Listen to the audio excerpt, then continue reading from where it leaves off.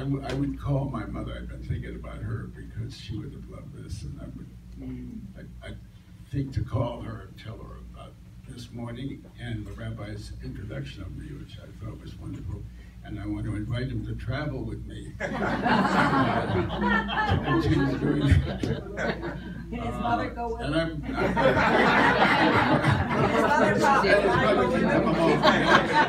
Mother and son comes along.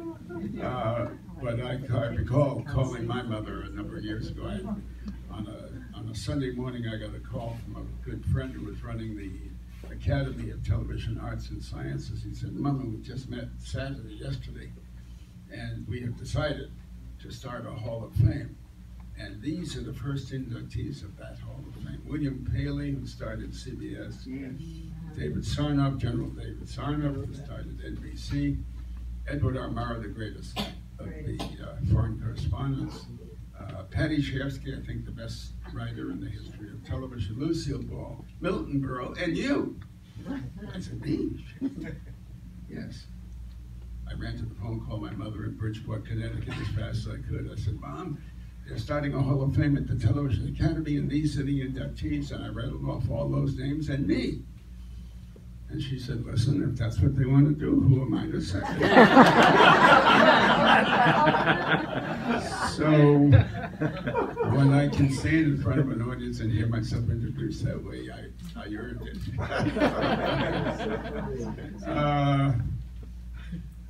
I was 9 years old when my father went to prison. I'm thinking about that sitting here too. He was arrested for selling some fake bonds for something. He spent 3 years on Deer Island prison off the coast of Massachusetts. But I was 9 years old when,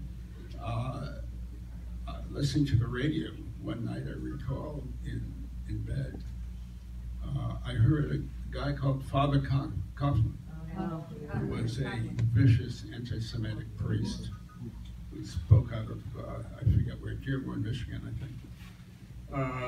But he was violently anti-Semitic. I never, before or since, never heard anything like it on radio. And my father's in prison. I'm 9 years old, and I'm scared as hell. And I can't say enough about the fact that I was taking civics classes in public school. When I was a boy, they taught civics in public school. And I knew that my country stood for me and my right to be the individual and worship the way I worshiped. And I wasn't to suffer because my parents, I happened to be born to people of a persuasion that this, that by vicious anti-Semite didn't care for. And if I had, I came from California to speak for this fellow, Andrew Gillum, who's running for your governorship. And so that for the handful of you that may not know it, this is one of the most terrific young men.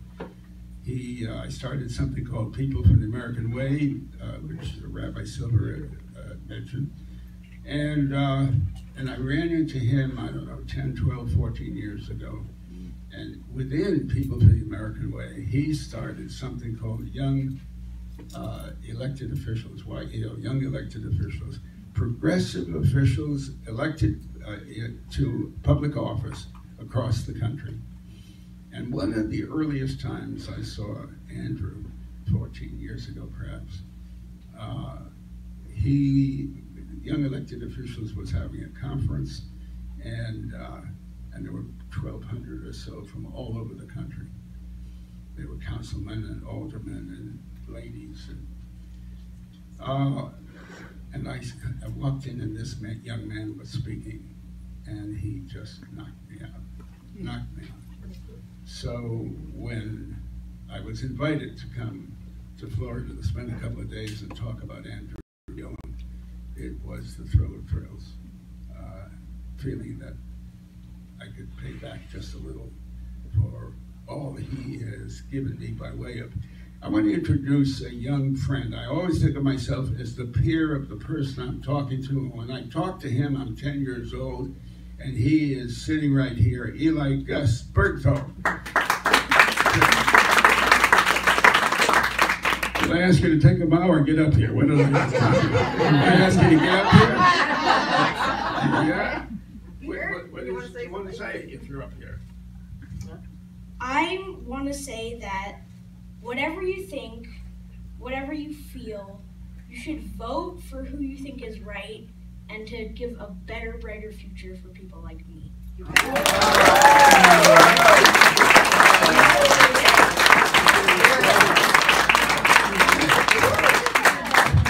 Eli, I think about that. I do think about that.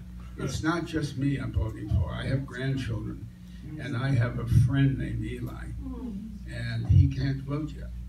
And we all need to be sure that we're heard from on behalf of the Elis of our lives. I couldn't love you more. And what else? I'm happy to take a question if anybody has a question. I do. There are two little words that occurs to me I want to mention to you that we don't pay enough attention to, and they are over or next. It's over and next. When something is over, it's over, and we are on to next. And if there was a hammock in the middle of those two words, that would be the best definition I know of living in the moment. The fact of my life is that it has taken every split second that I have lived to complete the sentence I'm completing now. And all of you have spent every split second of your lives getting to hear me say that. It's a fact. It's Emmis. You guys have spent every split second of your lives just to get to this chair, to sit here and listen to me go on. So having spent my life, my individual life to get here too, you're way ahead of me. I'm way ahead of you. All right, I want you to stay up here because there is someone who has something that they want to say. And by the way, if you want to learn the MS, where would you go? MSNBC, right? Is that where you find the MS? I will never forget. Okay, you can use that line. Now, I want you to know something else. I, too, have a mother from Bridgeport. This lady right here, she is from Bridgeport, Connecticut. Now, not only that, I also have a son who wanted to share some thoughts with you. His name is Ari, and I want to invite him up to come up because we're keeping this all in the family here. My mom, I got Ari. Ari has a few words to share. And I want to say something about Eli. You know, he's a great kid to come up here and to get involved. He's not old enough to vote, but he is old enough to take a stand. He has no ability to protect his own future legally. So when we go out to vote, we have to determine who is going to protect the planet that he's going to inhabit. Who is going to care about the planet? The answer is obvious. That's right. If you have a choice between Gillum and DeSantis, who is going to protect the planet? Who is going to protect a woman's right to choose? It's obvious. Who is going to protect his health care? We heard it exquisitely about gun control. Who is going to protect his right to be safe in a school without someone coming in and trying to kill innocent people? Who is going to do that? We know who's going to do that. And for his protection, we have to make sure that we get out and vote, not leave it to someone else. Where's Ari? Ari, come on up. Ari has a few words he wanted to share with you. Ari is the founder of the Student March to Stop Gun Violence. He's been speaking out. He's been speaking out on issues since the time he was 3. I brought him to a Democratic Club meeting once when he was 3 years old, and somebody was speaking and they said something about Bush, President Bush, and from the back of the room, this little tiny voice yells out, "Boo!" It was Ari. Here, I share a few words for Mr. Lear.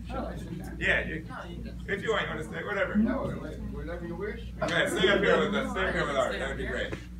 We are honored to have Norman Lear here today, an icon for the generations of my parents and my grandparents. And I loved watching All in the Family when I was little with my dad.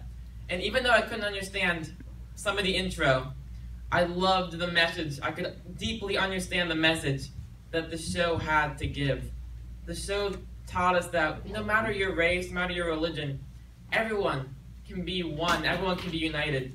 And that's exactly what the show had to offer. And now, the young people are getting involved in politics.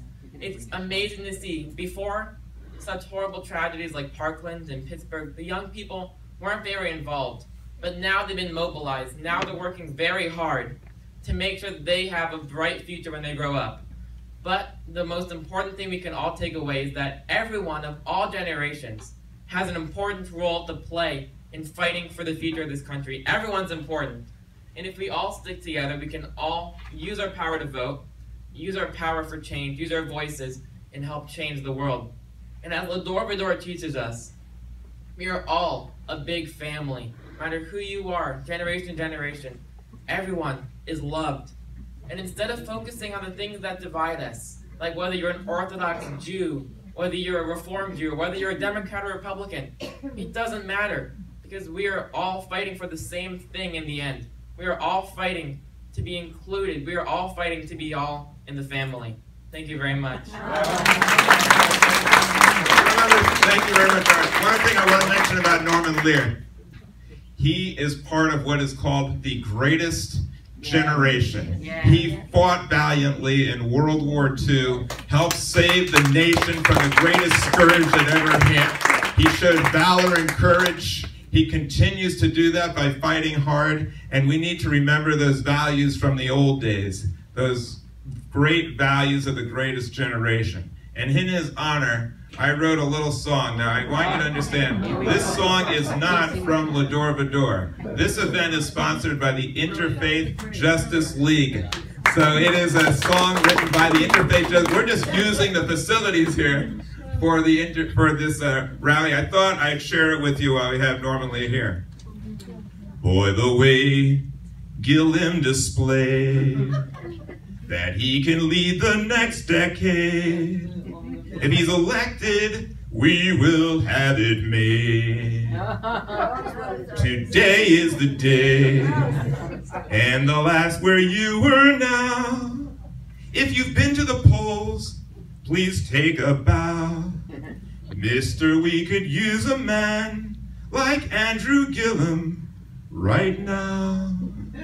He'll do so much to help our state. He'll bring it home and drive out hate. With Gillam, things will turn out great. Today is the day. So go out and do your thing. Now, before you go, you can have a copy of this. You can even sing it if you're out. And my mom will play it for you. Thank you very much. Speaking of your mom, I want to tell one Bridgeport mom story. My mother lived in a building where a number of the women, elderly women, got together at the end of the day, or some men, they were largely women, who sat in chairs in the lobby and talked, every afternoon. Among those women was the mother of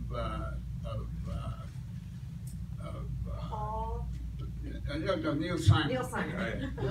Neil Simon, the greatest playwright Broadway has produced, and he was at the height of his popularity.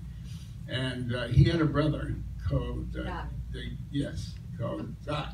He was called Doc Simon. He had a brother called Pat. And he came to visit about 4 o'clock, 5 o'clock in the afternoon, and his mother, sitting among other women, saw him coming in, and she said, "Oh, ladies, I want you to meet my son's brother." We were honored to have you here. I hope you always consider yourself a friend of VA-DOR. Thank you. Thank you so much for all you're doing.